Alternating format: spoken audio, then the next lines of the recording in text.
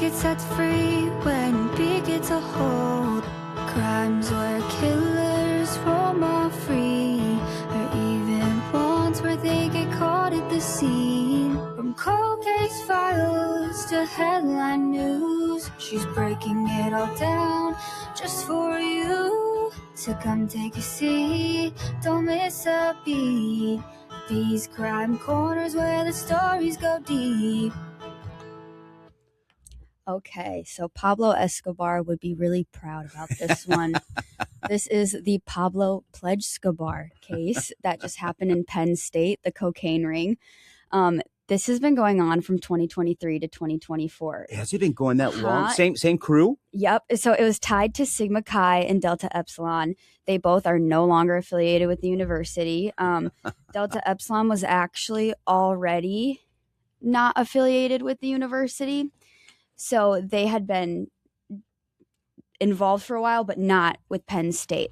So 14 were charged, 13 were current and former students, and one father of the students, one of the... A prominent attorney. Yeah. So the main suppliers were Augusto Abatilio, and he was the one nicknamed Pablo Pledge Escobar online, and then Thomas Robinson, whose father was the one involved. And his father was actually one who tried to hide evidence, and it was just drugs and money in a safe. But pretty much they had all of these guys in the frat, and the guys that wanted to join the frat, these pledges, cutting, running, packaging all this cocaine. They had trips from New York. They had trips to Philadelphia. They had like a full ring going. Like, this is some straight up Penn State cartel. Have you seen the Instagram meme? They show the workout, guys tossing weights to one another. Yes, it's hilarious, but you kind of have to respect it. I mean, it's impressive. It's really impressive. So how'd they get caught? Venmo, Cash App, Zelle, and Snapchat. And they also had a lot of like police and investigators like in on the case by setting up drug deals and stuff. So they controlled all of it. So unlike our friends in the cartels, they didn't work with cash. They used Cash Apps and Venmo. So the cartels will use a lot of that too, but they're much smarter about this. So what they'll do is hide it behind other transactions. Right. So in other words, I buy some tchotchke for $50. Mm-hmm. It's a 50-cent tchotchke. Right. The cartels.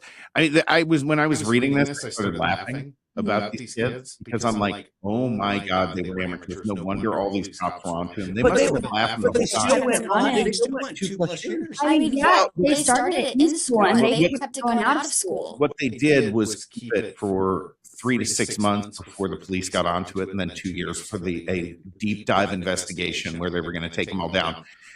Literally, that's what we're dealing with here. This has been going on the last couple of years. These guys have just been putting themselves deeper and deeper. What were they doing with the money, by the way? Were they buying things? They're really just like funding the fraternity, because one of them, the one that was kicked off, I can imagine they had to fund their fraternity. Like, because they weren't like affiliated with Penn State anymore when this was going on too. Has there been any numbers thrown out how much they sold? No, but there was kilos, lots of kilos. There's more money than is showing up. The money trail is going to be interesting because do you think it's 7 digits? Oh, easy. Mm-hmm. Yeah, no, it's multiple 7 digits. 8 digits? Yeah, maybe probably over 2.5 years. Yes. I mean, they were making. So I think there is someone behind this, whether it's the dad or one of these kids or something, that was actually siphoning the cash out of this. I think Abatillo was the mastermind behind this, because he also had one of his pledge brothers that owed him money for giving him money for a spring break trip or something like that, and he owed him money. He had him like literally smuggling the drugs places to pay it off. So he had a good little assembly line. Yeah, no, there was a money person behind this who was yeah. So what will they face if they get convicted? What are they looking at serving? Probably 5 to 10, but it'll get knocked down to 2. They didn't include any hazing charges either for forcing the pledges to do it, because the charges were so strong on like this is a drug related thing. They just kept it in that realm too. I mean, what's interesting here is if this was a black fraternity, they would all be walking with 6 months and slaps on the wrist. I mean, and I'm not running from saying that. A white fraternity they might actually get the heavier sentences. Well, they should. Yeah, I don't disagree. Look, this is bad. I don't believe you should be giving these light sentences to anybody. And there's, by the way, and they've indicted how many or charged how many? 13. Well, 14 total. 13 students. There's probably a couple hundred people they can charge on this. Oh, easy, yeah.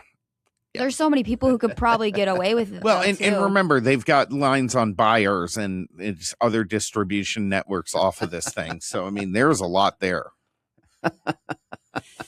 Well, all right. Well, folks, go to school to learn. And cut some kilos, I guess. Cut some kilos. Is that Penn State's new motto? That side job is not that side job. It's like economics and chemistry. Penn State gives us some good scandals. Got to respect it. Yeah, they do. Breaking Battleground's coming back with more. No scandals.